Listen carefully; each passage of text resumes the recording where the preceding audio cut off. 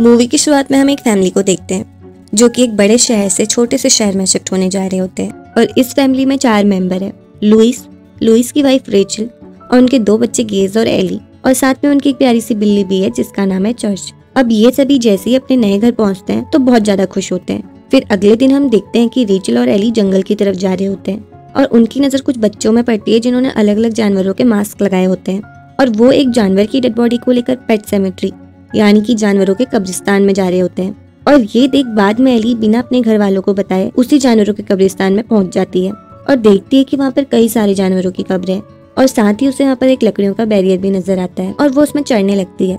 पर उतने में ही वहाँ पर एक जड नाम का आदमी आ जाता है और उससे वहाँ से नीचे उतरने को बोलता है, पर एली एकदम से डर जाती है और नीचे गिर जाती है, जिससे उसे कांटा चुभ जाता है। और फिर जड उसके पास आता है और उसका कांटा निकाल देता है और उसे अपने बारे में बताता है और फिर कहता है कि ये पेट सेमेट्री है और यहाँ पर शहर के सभी पालतू जानवरों को दफनाया जाता है और ये यहाँ के लोगों के लिए एक तरीके का रिवाज है। फिर इतने में ही एली को ढूंढते हुए उसकी माँ यहाँ पहुँच जाती है और एली को वहाँ से ले जाने लगती है। और यहाँ पर जड रेचल को अपने बारे में बताता है और कहता है कि मैं तुम्हारा पड़ोसी हूँ और ये जगह बच्चों के लिए बिल्कुल भी सेफ नहीं है, इसलिए तुम अपने बच्चों का थोड़ा सा ध्यान देना। वहीं दूसरी तरफ हम लुइस को हॉस्पिटल में देखते हैं, क्योंकि ये जो लुइस है ये एक डॉक्टर है। अब यहाँ पर उसके पास एक एक्सीडेंट हुआ लड़का पहुँचता है जिसका नाम होता है विक्टर, और वो बहुत ज्यादा बुरी तरह घायल होता है, जिस वजह से लुइस उसे चाहकर भी नहीं बचा पाता और इसका उसे काफी अफसोस भी होता है। लेकिन तभी अचानक से लुइस देखता है कि विक्टर जिंदा हो गया है और वो लुइस से बोलने लगता है कि तुम कभी भी लकड़ी के उस बैरियर को मत तोड़ना जो कि वही पेट सेमेट्री में बना हुआ है। अब लुइस ये देख काफी डर जाता है, पर पलक झपकते ही वो देखता है कि विक्टर की डेड बॉडी तो ऐसे ही बेड पर पड़ी हुई है और अब उसे समझ ही नहीं आता कि ये अभी उसके साथ क्या हुआ। फिर जब वो घर आता है तो विक्टर के एक्सीडेंट के बारे में रेचल को भी बताता है। साथ ही वो रेचल को ये भी बताना चाहता था कि वो अचानक से जिंदा हो गया था, लेकिन फिर वो ऐसा नहीं बताता क्योंकि उसे लगता है कि ये सिर्फ उसका भ्रम था। फिर अगले दिन हम देखते हैं कि लुइस की फैमिली जड को डिनर में बुलाती है, जहाँ पर सभी लोग खूब गपशप मारते हैं और एक दूसरे के बारे में जानते हैं, और एली जड को अपनी प्यारी सी बिल्ली चर्च से भी मिलवाती है। खैर फिर रात में हम देखते हैं कि जब लुइस सो जाता है तो उसे फिर से उस विक्टर की आवाज़ सुनाई देने लगती है, जो कि वही लड़का था जो हॉस्पिटल में मर चुका था। और लुइस उस आवाज़ का पीछा करते हुए पेट सेमेट्री में पहुंच जाता है और उस लकड़ी की दीवार के ऊपर चढ़ने लगता है, पर इतने में ही वहाँ पर विक्टर आ जाता है और उसका हाथ पकड़ लेता है और उससे कहता है कि यहाँ मत जाओ, ये ज़मीन श्रापित है। और वो ऐसा क्यों बोलता है ये हमें आगे पता चलेगा। इतने में ही लुइस की नींद खुल जाती है और फिर वो देखता है कि ये तो बस उसका एक सपना था, पर जब उसकी नज़र उसके पैरों में पड़ती है तो वो देखता है कि उसके पैरों में मिट्टी लगी हुई है और अब उसे समझ ही नहीं आता कि आखिर उसके साथ ये क्या हो रहा है। फिर अगले दिन जड लुइस को इशारे करते हुए अपने पास बुलाता है और उसे बताता है कि यहाँ पर तुम्हारी बिल्ली शायद ट्रक की टक्कर की वजह से मर गई है। अब ये देख लुइस कहता है कि इस बारे में एली को बिल्कुल भी पता नहीं चलना चाहिए, वरना वो बहुत ज़्यादा दुखी हो जाएगी। फिर रात में जड लुइस को चर्च की डेड बॉडी लेकर पेट सेमेट्री में बनी उस लकड़ी के दीवार के दूसरी तरफ ले जाता है, जहाँ पर वो दोनों ही बिल्ली को दफन कर देते हैं। फिर अगले दिन सुबह रेचल और लुइस एली को बताते हैं कि चर्च कहीं गुम हो गई है और हमने उसे काफी ढूंढने की कोशिश करी पर वो कहीं भी नहीं मिली। अब इस पर एली कहती है कि चर्च तो यही है, वो तो कल रात ही वापस आ गई थी। अब ये सुनकर लुइस काफी शौक होता है और जब वो अपने सामने चर्च को देखता है तो वो और भी ज्यादा हैरान हो जाता है, क्योंकि वो खुद अपने हाथों से उसे दफन करके आया था। इसीलिए वो फिर सीधा जज से मिलने पहुंचता है और उससे कहता है कि हमारी बिल्ली तो एकदम से ठीक होकर वापस आ गई है, ऐसा कैसे पॉसिबल है? तुम भी तो जानते हो कि हम खुद उस बिल्ली को दफन करके आए थे। अब इस पर जज कहता है कि इस बारे में मैं कुछ नहीं जानता, ये तो अच्छी बात है अगर वो वापस आ गई। तो लुइस कहता है कि तुम भी हद कर रहे हो, ऐसे कैसे कोई मरी हुई बिल्ली वापस आ सकती है। तो जज कहता है कि मैं सच में इस बारे में कुछ नहीं जानता, मैं क्या कोई भी नहीं जानता कि आखिर उस पथरीली जमीन में क्या है। अब इन सब हादसों के बाद तो लुइस का दिमाग वैसे भी काम करना बंद कर देता है और उसे जज की ये बातें और भी ज्यादा परेशान करने लगती हैं, और इतना तो उसे समझ आ चुका होता है कि यहाँ पर कुछ तो गड़बड़ जरूर है। इसीलिए फिर लुइस चर्च के पीछे जाने लगता है और चर्च को ढूंढते ढूंढते उसे फिर से विक्टर की आवाज़ आने लगती है और वो फिर से उस आवाज़ का पीछा करते हुए जंगल की तरफ जाने लगता है। और इस बार विक्टर उससे कहता है कि तुम्हारी और तुम्हारे परिवार की जल्दी बर्बादी होने वाली है। जिसके बाद लुइस को अचानक से होश आ जाता है और वो देखता है कि वो अपने घर में ही है।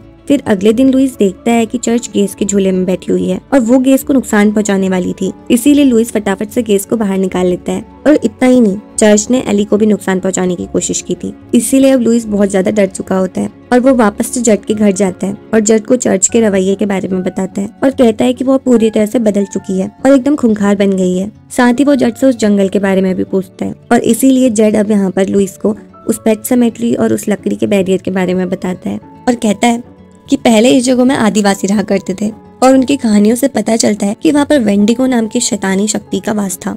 इसीलिए वो उस जगह को छोड़कर चले गए और वहाँ पर लकड़ियों की पूरी दीवार खड़ी कर गए ताकि कोई भी लोग वहाँ ना जा सके। पर लोग ऐसी कहानियों में कहाँ विश्वास करते हैं, लोगों ने तो वहाँ जाना ही था। तुम्हें पता है हमारे पास भी एक कुत्ता था, जब वो मर गया था तो हमने उसे उसी लकड़ियों के दीवार के पीछे दफनाया था। वो भी वहाँ से जिंदा होकर वापस आ गया था, लेकिन उसका रवैया पूरी तरह चेंज हो गया था, इसीलिए हमें उसे मारना पड़ा। और यही नहीं, मैंने सुना है कि वहाँ पे अगर आप इंसान को भी दफनाओ तो वो भी वापस आ जाते हैं। और मैंने तुम्हारी बिल्ली को वहाँ इसलिए दफनाया क्योंकि मुझे लगा कि उसका रवैया नहीं बदलेगा। वैसे भी वो बहुत अच्छी थी, शांत स्वभाव की थी और एली उससे बहुत प्यार करती थी और मैं नहीं चाहता था कि एली को दुख पहुंचे, और मुझे नहीं पता था कि उसका रवैया भी चेंज हो जाएगा। अब ये सब जानने के बाद लुइस चर्च को लेकर कहीं दूर सड़क में छोड़ आता है। उसके बाद हम देखते हैं आज एली का बर्थडे होता है और सभी काफी खुश होते हैं और साथ में गेम्स खेलने लगते हैं। तभी एली देखती है कि दूर सड़क से चर्च उसकी तरफ आ रही है और वो चर्च को देख के काफी खुश हो जाती है और उसके पास चली जाती है। पर इतने में ही एक बड़ा सा ट्रक बड़ी ही स्पीड से आता है और एली को कुचल डालता है, जिससे वहीं पर उसकी मौत हो जाती है। और जैसे ही लुइस और रेचल ये देखते हैं तो एकदम से पागल ही हो जाते हैं और अब दोनों अपनी बेटी की याद में बहुत ज्यादा दुखी होते हैं। अब रेचल लुइस से कहती है कि मुझे यहाँ पे कुछ भी ठीक नहीं लग रहा है, मुझे यहाँ से वापस जाना है। जिसके बाद रेचल रेस को लेकर उसकी नानी के घर चली जाती है। अब यहाँ पर लुइस को अपनी बेटी की बहुत याद सता रही होती है और जैसा कि जड ने उसे अब उस जगह के रहस्य के बारे में बता दिया था तो अब लुइस एली को वापस लाने की सोचता है और जहाँ उसने अपनी बेटी को दफनाया था वहां से उसे निकालकर उस लकड़ी की दीवार के पीछे वाली जगह में दफन कर देता है और फिर वापस घर लौट आता है। अब घर आकर वो देखता है कि वहाँ पर किसी छोटी बच्ची के पैरों के निशान बने हुए हैं और इतने में ही वो देखता है कि उसकी बेटी एली वापस आ गई है और ये देख वो बहुत ज्यादा खुश हो जाता है और उसे गले से लगा लेता है। फिर उसे अच्छी तरह से नहला धुलाकर सुलाने लगता है। पर तभी एली कहती है कि मॉम और रेस कहाँ है, तो लुइस कहता है कि वो नाना नानी के घर गए हैं। फिर एली कहती है कि मुझे पता है कि मैं मर चुकी हूँ। अब ये सुन लुइस एकदम से घबरा जाता है और कहता है कि तुम्हारा दिमाग खराब हो गया है, तुम जिंदा हो, मेरे सामने हो और ये सब फालतू बातें मत सोचो और आराम से सो जाओ। जिसके बाद दोनों ही साथ में सो जाते हैं और अब लुइस अपनी बेटी को वापस पाकर बहुत खुश होता है। पर अगले दिन लुइस देखता है कि उसकी बेटी अजीब सा डांस कर रही है और डांस करते करते घर में तोड़फोड़ कर रही है। ये देख वो उस पर चिल्ला जाता है, पर एली अपने डैड को बहुत ही गुस्से में देखने लगती है और ऐसे देखती है मानो जैसे वो अपने डैड को खा जाएगी, क्योंकि वो अब वो एली नहीं थी, वो पूरी तरह से बदल चुकी थी। वहीं दूसरी तरफ हम रेचल को देखते हैं और यहाँ पर हमें दिखाया जाता है कि रेस को बार बार विक्टर की आत्मा दिखाई दे रही होती है, जिससे रेस अपनी मम्मा के सामने बार बार विक्टर का नाम लेने लगता है। अब ये सुन रेचल भी काफी डर जाती है, क्योंकि लुइस ने तो रेचल को उस विक्टर के बारे में बताया था, इसलिए वो बार बार लुइस को कॉल करने लगती है, पर लुइस उसका फोन नहीं उठाता। इसीलिए रेचल को मजबूरन जड को कॉल करना पड़ता है। अब जड यहाँ पर लुइस के घर के बाहर जाता है और उससे पूछता है कि यहाँ पर सब कुछ ठीक तो है ना। तो लुइस यहाँ पर बहुत ही अजीबोगरीब तरीके से बातें बनाने लगता है और अजीब अजीब ढंग से बातें करने लगता है, जिससे जड को लगता है कि यहाँ पर जरूर कुछ गड़बड़ है और उसे शक हो जाता है कि लुइस जरूर एली को वापस ले आया है। इसीलिए वो फटाफट से यहाँ से जाने लगता है। पर तभी उसकी नजर घर की खिड़की पर पड़ती है और उसे वहाँ पर एली दिख जाती है और अब वो फटाफट घर आकर अपनी रिवॉल्वर निकालता है और उसमें गोलियां डालने लगता है, क्योंकि वो जानता था कि अब कुछ भयंकर होने वाला है, क्योंकि जड भी इससे पहले अपनी मरी हुई वाइफ को इसी तरह वापस लेकर आया था। पर जब उसे लगा कि ये अब बहुत बड़ा खतरा बन गई है तो उसने उसे मार डाला। फिर तभी उसे एहसास होता है कि उसके घर पर कोई तो है। जब वो ऊपर देखने जाता है तो क्या देखे, वहाँ पर एली आई होती है और उस पर हमला कर देती है। साथ ही उसने अपने फेस पर मास्क लगाया होता है। जब अपना मास्क खोलती है तो जड देखता है कि वो एली नहीं बल्कि उसकी वाइफ है और वो यहाँ पर जड से कहती है कि हम उस नर्क में जल रहे हैं और ये सब बस तुम्हारी वजह से हुआ है और अब तुम्हारी वजह से एली भी उस नर्क में फंस चुकी है, क्योंकि तुमने ही लुइस को इस रहस्य के बारे में बताया। अगर तुम लुइस को इस बारे में नहीं बताते तो ऐसा कुछ भी नहीं होता, इसीलिए अब हम तुम्हें अपने साथ ले जाने आए हैं। और इतना ही कहकर वो जड को मार डालते हैं। और वहीं अब दूसरी तरफ हम देखते हैं कि रेचल अपने घर पहुंच जाती है और यहाँ पर वो अपने सामने एली को जिंदा देख बहुत ज्यादा डर जाती है और एली अपनी माँ को देख उन्हें गले से लगा लेती है। पर रेचल इतना डर चुकी होती है कि वो एली को खुद से दूर कर देती है और सीधा अपने कमरे में चली जाती है। और रेचल को इस तरह से देख लुइस उसके पीछे जाता है। और अब रेचल लुइस से पूछती है कि आखिर ये है कौन, ये हमारी बेटी तो बिल्कुल भी नहीं है। तो लुइस कहता है कि हमारी बेटी ही है एली। यहाँ पर पेट सेमेट्री के सामने जो लकड़ियों की दीवार है उसके पीछे अगर हम किसी भी चीज को दफनाए तो वो वापस जिंदा होकर लौट आती है, इसीलिए मैं हमारी बेटी को भी वापस ले आया। तुम्हें पता है इससे पहले मैंने चर्च को भी उसी जगह में दफनाया था, इसीलिए वो भी वापस आ चुकी थी। पर रेचल इस बात को बिल्कुल भी एक्सेप्ट करने को तैयार नहीं थी कि वो उसकी बेटी है। अब लुइस को यहाँ पर एहसास होता है कि शायद एली ने उसकी बातें सुन ली है, इसीलिए वो उसको समझाने के लिए जाता है। पर वो देखता है कि वो घर में कहीं नहीं है, इसीलिए वो घर से बाहर जाता है। और फिर उसकी नज़र जट के घर पर जाती है और उसे लगता है कि शायद एली वहीं चली गई है, इसीलिए वो जट के घर के अंदर जाता है। पर वो वहाँ देखे तो क्या देखे, वो देखता है कि जट का किसी ने बुरी तरह कत्ल कर डाला है।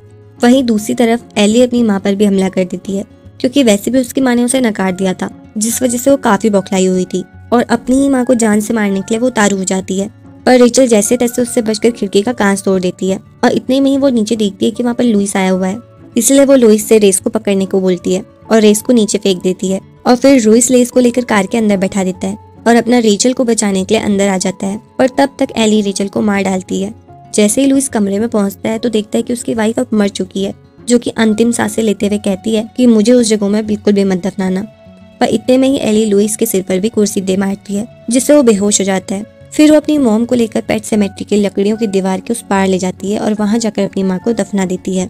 फिर जब काफी देर बाद लुइस को होश आता है तो वो रेचल को ढूंढते हुए उसी जगह में पहुंचता है। पर तभी एली उस पर भी हमला कर देती है और कहती है कि ये सब आपके वजह से हुआ है, अगर आपने चर्च को वहां नहीं दफनाया होता तो आज मेरे साथ ऐसा नहीं होता। पर इस पर लुइस कहता है कि हाँ, ये मेरी गलती है जो मैंने तुम्हें वापस लाने का सोचा। मैंने सोचा कि मेरी बेटी मेरे पास वापस आएगी, पर तुम तो शैतान निकली। फिर वो उल्टा ही एली को जान से मारने की कोशिश करता है, पर इतने में ही रेचल लुइस को मार डालती है, क्योंकि वो भी अब एली ही जैसी बन गई थी। फिर वो सेम चीज लुइस के साथ भी करते हैं और अब उसके बाद पूरा परिवार ही श्रापित बन चुका होता है। उसके बाद लुइस, रेचल, एली और उनकी बिल्ली चर्च सभी रेस की तरफ बढ़ने लगते हैं ताकि वो उसे भी अपना जैसा बना सके। और बस इसी तरह ये मूवी यहाँ पर खत्म हो जाती है। आई होप आपको समझ आई हो। फिर मिलते हैं एक नए एक्सप्लेनेशन के साथ। Thank you so much for watching.